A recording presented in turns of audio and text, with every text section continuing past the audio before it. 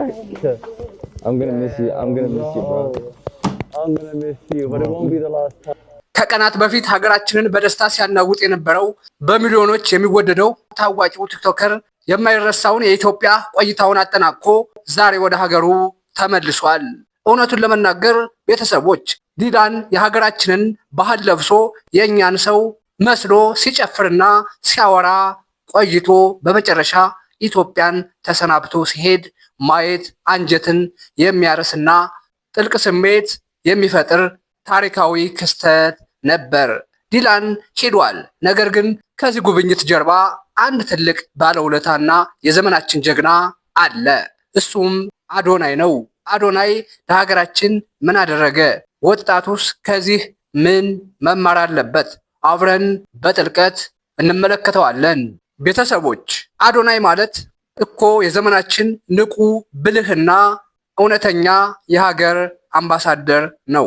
የውጭው ዓለም ስለኛ መጥፎውን ብቻ በሚያወራበት በዚህ ጊዜ አዶናይ የዓለምን ትልልቅ ታዋቂ ሰዎች እያመጣ ሀገራችንን በነፃ እያስተዋወቀ ይገኛል።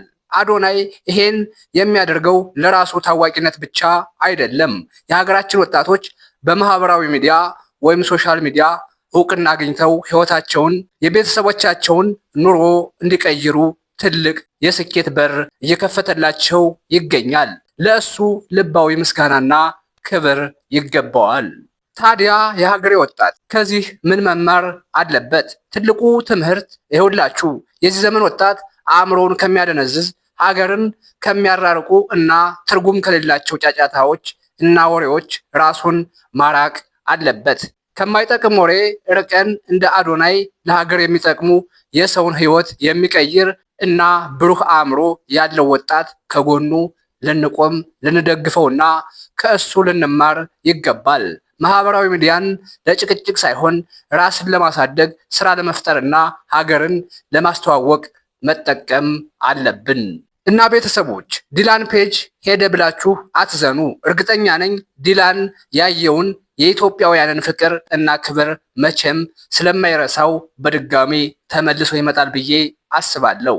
ብቻውንም አይመጣም። አዶናይ በዚህ የጀመረው ታላቅ ስራ አይቆምም። በቅርቡ በየትኛውም ዓለም ያሉ እሱን መሰል ታላላቅ እና ታዋቂ ሰዎችን ወደ እናት ኢትዮጵያ ይዞልን እንደሚመጣ 100% እርግጠኞች ነን።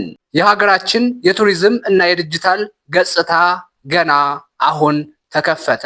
እንግዲህ የጽናት ሚዲያ ቤተሰቦች የዛሬው ወንድማዊ መልእክቴ ይሄን ይመስላል። እናንተስ ምን ታስባላችሁ? የዲላን ፔጅ የኢትዮጵያ ቆይታ እና ስንብት ምን ስሜት ፈጠረባችሁ? አዶናይ ለሀገራችን ቱሪዝም እያደረገ ላለው ታላቅ ስራ ምን ትላላችሁ? ሀሳባችሁንም ሆነ ምስጋናችሁን ኮሜንት ላይ ግለጹልኝ። ይህ አነቃቂ ቪዲዮ ከተመቻችሁ ቪዲዮውን ላይክ በማድረግና ቻናሉን ሰብስክራይብ በማድረግ ቤተሰብ መሆናችሁን እንዳትረሱ። አሁንም በሌላ ጉዳይ እስክንገናኝ ድረስ በያላችሁበት ሰላማችሁ ይብዛ። ቻው።